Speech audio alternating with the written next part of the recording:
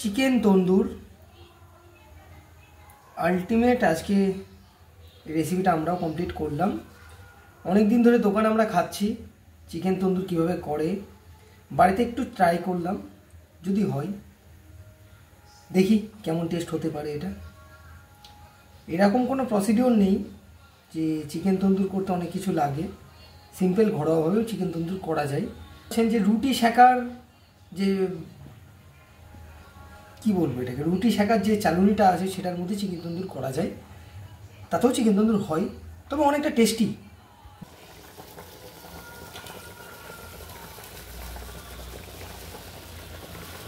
তবে প্রথমে যে ভুলটা আমরা করেছিলাম যে গ্যাসের ভলিউম কিন্তু ফুল দিলে হবে না, মিডিয়াম রাখতে হবে, তারপরে এটা আস্তে আস্তে এখানে পোড়াতে হবে, নাহলে কিন্তু পুরো পুড়ে যাবে, ভেতরে মাংসগুলো সিদ্ধ হবে না।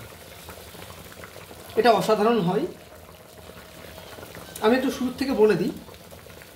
প্রথমে চিকেনটা কিনে নিয়ে আসার পর সেটাকে ভালো করে ধোয়ার পর লেবুর রস, নুন, আদা রসুনের পেস্ট দিয়ে এটাকে কিছুক্ষণ ম্যারিনেট করে রাখতে হবে।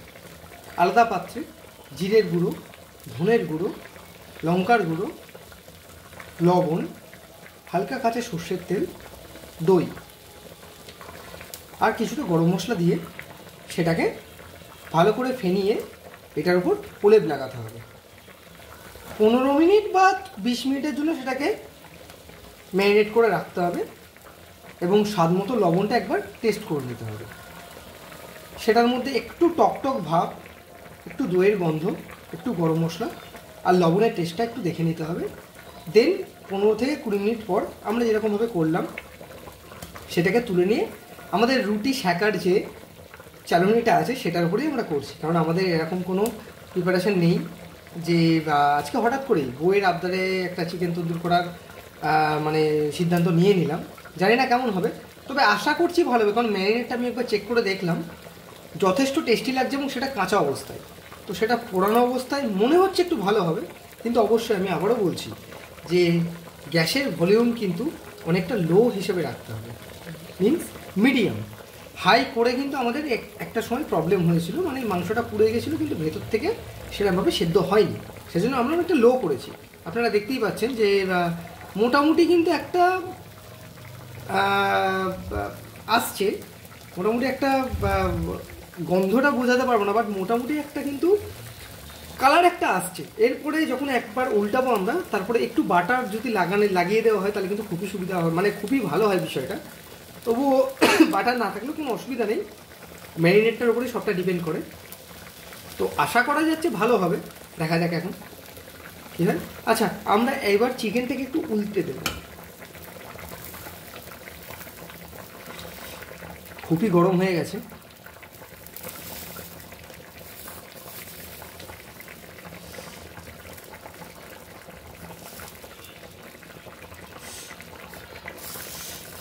আমি হাতে করেই উল্টাচ্ছি, দেখতেই পাচ্ছ যে একটু হালকা পুড়ে গেছে। আমি প্রথমেই বলছিলাম যে ভলিউম কিন্তু অবশ্যই অনেকটা লো রাখতে হবে।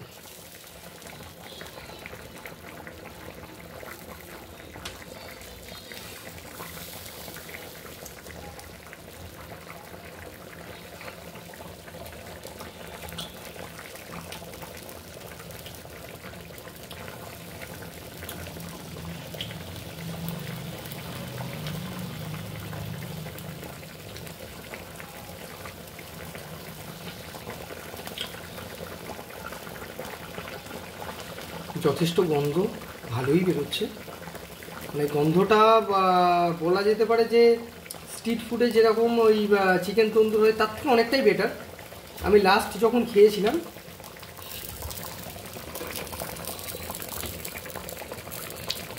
একটা পড়ে গেল, যাই হোক, তবুও আমরা সেটাকে চেষ্টা করছি যতটা আর কি মানে করা যায়। বুঝতেই পারছেন সঠিক ডেকোরেশন না থাকলে যেটা হয়ে যায় আর কি। বউ কিন্তু আমার দিকে তাকিয়ে আছে, মানে সে গভীর আশাতেই রয়েছে যে তার চিকেন তন্দুরটা আজকে খুবই ভালো হবে। আমি চেষ্টা করছি। হ্যাঁ, তবে যেটা বলছেন স্ট্রিট ফুডের গন্ধ বা স্ট্রিট ফুডের চিকেন তন্দুরের থেকে অনেকটাই বেটার হবে বাড়িতে যদি করা যায় এটা।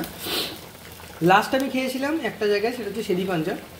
সেখানে চিকেন তন্দুরটা বেসিক্যালি আমার বই চিকেন তন্দুর খেতে একদমই পছন্দ হয় না, মানে ভালোও লাগে না। আমি যতদিন স্ট্রিট ফুডে চিকেন তন্দুর নিয়ে এসেছি আমার বইয়ের কোনোদিনই ভালো লাগেনি।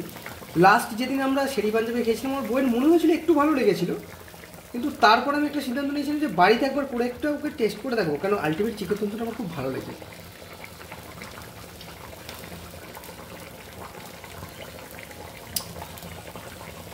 দেখা যাক, অল্প অল্প করে করছি, কারণ বুঝতেই পারছেন যে এখানে একটা বড় ছাকির মধ্যে একটা বড় হোল আছে, তো সেটা দিয়ে কিন্তু গলে যাবে, সেই জন্য সাইডে করে কোনোরকমভাবে একটু করে করা হচ্ছে।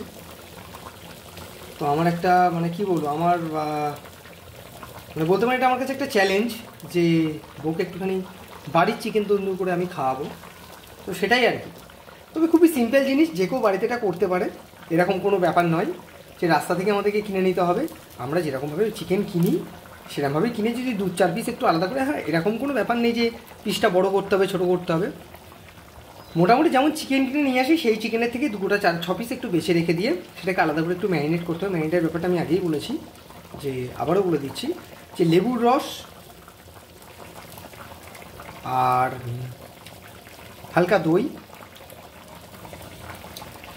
আর রসুন আদার পেস্টটা দিয়ে এটাকে একটু মাখিয়ে রাখতে হবে। দেন একটা পাত্রের মধ্যে একটু হালকা কাঁচা সর্ষের তেল, ঘি হলে আরও একটু বেটার হয়, যাই হোক কাঁচা সর্ষের তেলই হবে। সেখানে পরিমাণ মতো গরম মশলা, জিরের গুঁড়ো, ধনে গুঁড়ো, হলুদ গুঁড়ো দিয়ে সেটাকে ফেনিয়ে, হ্যাঁ সাথে যদি মনে করেন যে একটু ঝাল ঝাল খাবেন সেখানে লঙ্কার গুঁড়োও দিতে পারেন। হ্যাঁ অনেকে বলে কাশ্মীরি লঙ্কার গুঁড়ো দিলে কালারের জন্য, তবে আমাদের কালার খুব একটা খারাপ আসেনি, কাশ্মীরি গুঁড়ো দেওয়ার দরকার নেই। ঝাল ঝাল হলে আপনি মোটামুটি সিম্পল লঙ্কার গুঁড়োই দিতে পারেন। সেটা দিয়ে ফেনিয়ে তারপরে এটাকে মোটামুটি মাখিয়ে 15 থেকে 20 মিনিট একটু আপনাকে ম্যারিনেট করে রাখতে হবে। দেন তারপর বুঝতেই পারছেন যে ডেকোরেশনের একটু অভাব আমি প্রথমেই বলেছি, তো তার উপরে রুটি শাকার একটা চালনির ওপরে সেটা আমরা করছি, দেখা যাক কী হয়। আশা করা যাচ্ছে ভালো হবে। এবার আমি একটু উল্টে দিই বিষয়টাকে, আর শেষে যদি নামানোর সময় একটু বাটার দেওয়া হয় তো দেন ব্যাপারটা অনেকটাই ভালো হবে। এখন প্রচণ্ড গরম হয়ে গেছে।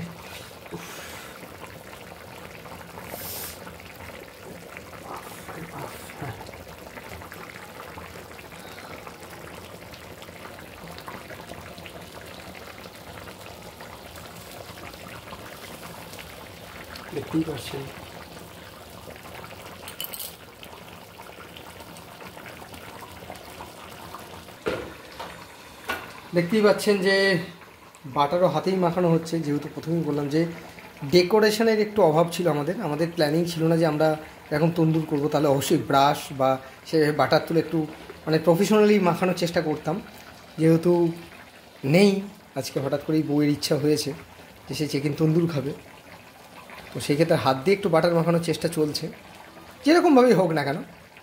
তবে বেসিক্যালি মানে যখন ম্যারিনেটটা আমি করছিলাম আমি টেস্ট করেছি, অসাধারণ লাগছিল, অসাধারণ। লেবুর রসটা কিন্তু একটা আলাদা ফ্লেভার দেয়। হ্যাঁ সঙ্গে যদি সত্যি সেটা গন্ধরাজ লেবু হয় তাহলে তো সেইটার কোনো কথাই নেই। এবার আমরা একটু করে নেব।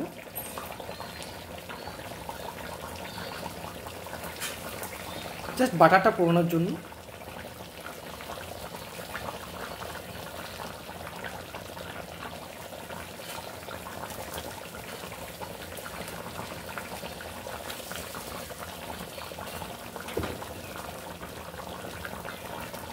গ্যাসের ভলিউম এখন আশা করা যাচ্ছে হয়ে গেছে, তবু আমরা একটু রেখে দেবো এখানে, যদি এনি চান্স কোনো রকম ভেতরে একটু মানে কাঁচা কাঁচা ব্যাপারটা থাকে, তবু আমরা একদম লো ফ্লেমে এটাকে একটুখানি করে নেব।